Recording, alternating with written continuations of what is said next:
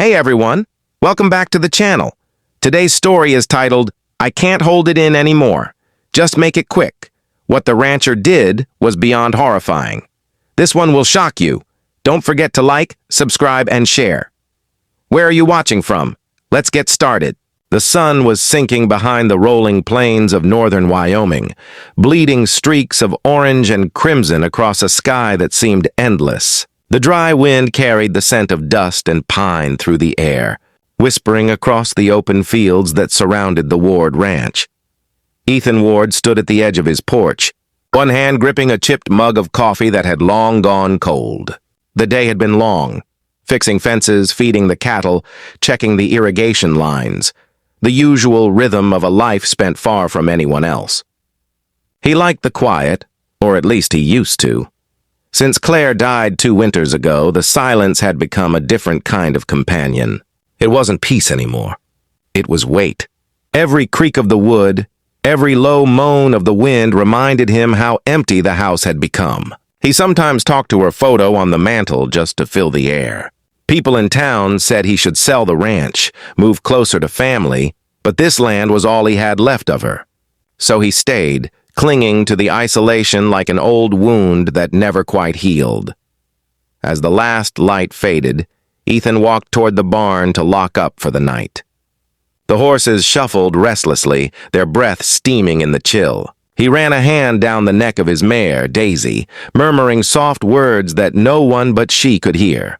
The crickets had just begun their chorus when he caught something strange out of the corner of his eye.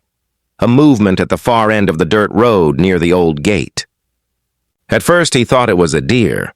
Then the shape stumbled, swaying like a drunk, and fell to its knees. Ethan set down the lantern and squinted into the dark. A man was dragging himself along the road, his clothes torn, face smeared with what looked like blood. Ethan's first instinct was to grab his shotgun, but something about the man's desperate motions made him hesitate. He hurried forward, boots crunching on gravel, until he was close enough to hear the man's ragged breathing. "Hey, you all right?" Ethan called out. The man looked up, eyes wide, glassy, almost wild. His voice came out in a broken rasp. "Help! Please, I can't hold it in anymore. Just make it quick." For a second, Ethan didn't understand. The words hung in the air like smoke. "What are you talking about?" he asked, but the man just shuddered and collapsed against the gatepost. Ethan crouched beside him. The stranger's skin was clammy, his pulse weak, his clothes torn as if he'd been dragged through barbed wire. There were deep scratches across his arms, long parallel grooves that didn't look like anything a human hand could make. "Car accident," the man gasped, voice breaking. "Out by the old mill road. My brother's still there." Then his eyes rolled back and he went limp. Ethan lifted the man, feeling how light he was, more bone than flesh. He half-carried, half-dragged him toward the house, kicking the door open with his boot. The old place smelled of dust, whiskey, and wood smoke. He laid the man on the couch and grabbed the phone from the wall. Dead. Static hissed through the receiver. The storm earlier that day must have taken out the line again. No cell service either. Out here, the nearest neighbor was 12 miles away. He muttered a curse under his breath and knelt beside the stranger again. The man's breathing was shallow, chest rising in uneven jerks. As Ethan fetched a wet cloth and cleaned the man's wounds, he noticed something else. The blood wasn't red. It was darker, thicker, almost black in places. The claw marks looked like they'd come from something large, maybe a mountain lion. But he'd hunted and trapped in these parts for years, and nothing he'd ever seen could do this. The man stirred suddenly, eyes fluttering open, and for an instant Ethan saw something flicker in them. Something animal. "You're safe now," Ethan said softly, more to calm himself than the stranger. The man's lips trembled, and he whispered again, voice weaker now. "Please, make it quick." Ethan frowned. "Make what quick?" he asked, but the man only convulsed, a strangled sound escaping his throat. His back arched violently, tendons straining against his skin. For a terrifying second, Ethan thought the man was seizing. He grabbed a pillow to steady his head, and felt bones shifting beneath his fingers. It wasn't natural. There was a sickening crack, then another, as though the man's ribs were snapping one by one. The air grew thick with the smell of iron and rot. Ethan stumbled backward, knocking over the lamp, casting wild shadows across the room. The man's eyes rolled toward him, but they were wrong now. Pupils stretched, glowing faintly in the lamplight. His mouth twisted open far too wide, teeth slick with black fluid. Ethan's hand shot for the rifle leaning against the wall, his heart pounding in his ears. "Stay back!" he barked, though the thing on the couch didn't move like a man anymore. Its chest heaved, each breath a wet, gurgling hiss. It started to rise, joints popping audibly as though forced apart by something inside. Ethan fired. The blast echoed through the house like thunder. The figure jerked, then fell still. For several seconds, Ethan stood frozen, the echo fading into the empty plains beyond the walls. Smoke curled from the barrel of the rifle. The thing, the man, whatever he was, lay twisted on the floor, a dark pool spreading beneath him. Ethan's breathing slowed enough to steady his aim again, waiting for movement that didn't come. He could hear only the faint buzz of the oil lamp and the thumping of his own pulse. Slowly, he lowered the gun. He wanted to believe it was over, that the man had just been delirious, that his mind had filled in the impossible details. But then the sound came, faint at first, from outside. A long, dragging scrape across gravel, something moving near the barn. Daisy whinnied, panicked, hooves striking wood. Ethan's stomach turned cold. He looked back at the thing on the floor, its hand twitching slightly, and then toward the window. The moon had risen, cold and white, casting the yard in silver. Something was out there. Something heavy. He reloaded the rifle with shaking hands, eyes darting between the door and the motionless shape by the couch. For the first time in years, Ethan Ward whispered a prayer. The night pressed close against the windows, and the wind picked up, carrying faint echoes from the dark. They sounded almost like voices, low, mournful, calling his name. Ethan backed toward the door, rifle ready, every instinct screaming at him to run. But he didn't. Ranchers don't run from things on their land. Not coyotes, not storms, not whatever nightmare had just staggered out of the Wyoming dusk. He opened the door, the wind rushing past him like breath. Somewhere out by the barn, something moved again, and Ethan stepped out to face it. The cold night wrapped around Ethan like a living thing as he stepped onto the porch. The wind had teeth now, sharp and restless, cutting through his flannel shirt and prickling the sweat on his neck. The world beyond the house was still, too still. Even the crickets had stopped singing. The beam from his lantern swung over the dirt path leading to the barn, catching on drifting specks of dust. Somewhere inside, Daisy screamed again, a raw, terrified sound that made Ethan's blood run cold. He tightened his grip on the rifle and started forward. The barn loomed ahead, a dark shape against the starlit sky. Its doors were half open, creaking gently in the wind. Ethan slowed his pace, listening. Between the moans of the hinges came another sound, wet, rhythmic, like meat being torn apart. His boots sank into soft earth near the threshold. He hesitated, thumb brushing the safety off the rifle. "Daisy?" he called quietly. No answer. Just that same awful tearing sound. Then silence.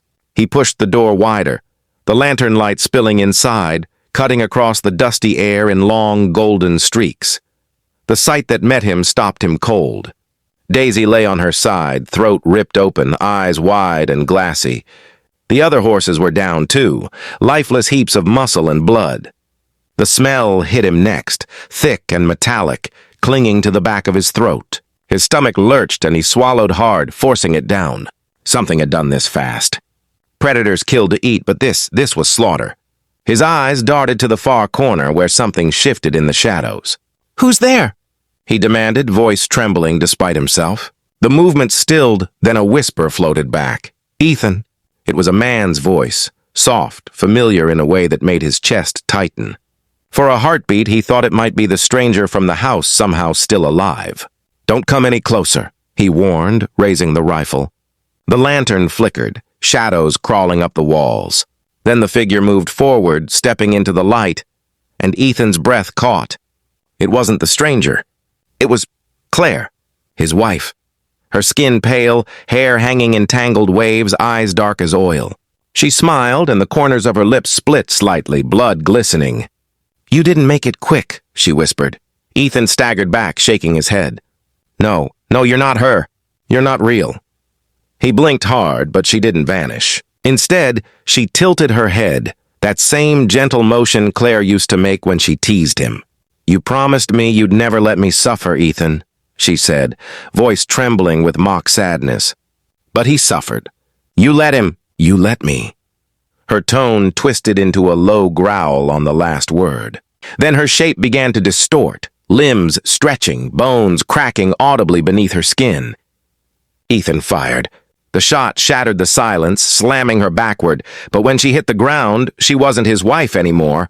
What lay there was a thing, half man, half something else. Its bones jutted at impossible angles, ribs shifting like fingers beneath the skin. The air filled with that same choking stench from the house, thick and nauseating. The creature let out a sound that was neither scream nor roar, something deeper, older, like the earth itself groaning. Ethan fired again, the recoil bruising his shoulder. The creature convulsed, black fluid spraying across the floorboards, but it didn't die. It crawled toward him, its ruined face twisting into a grin. "He didn't make it quick," it hissed, "so now it's your turn." Ethan backed toward the open door, reloading frantically, hands shaking so hard the shells slipped from his fingers. The thing lunged. He fired again, point blank this time. The blast sent it sprawling into a hay pile, still twitching. He dropped the rifle, snatched up a pitchfork, and drove it down with a shout. Once, twice, the third strike hit bone. The thing went still. He stood there panting, surrounded by the dead, the lantern flickering low. His mind raced. What was it? What did "can't hold it in" mean? Infection? Possession? Madness? Whatever it wasn't over. Not yet. Outside, something scraped against metal. Ethan turned just as the barn door slammed shut on its own. The lantern blew out. Darkness swallowed everything. His breath came quick and shallow. No, he muttered, fumbling for matches. In the dark, the air changed.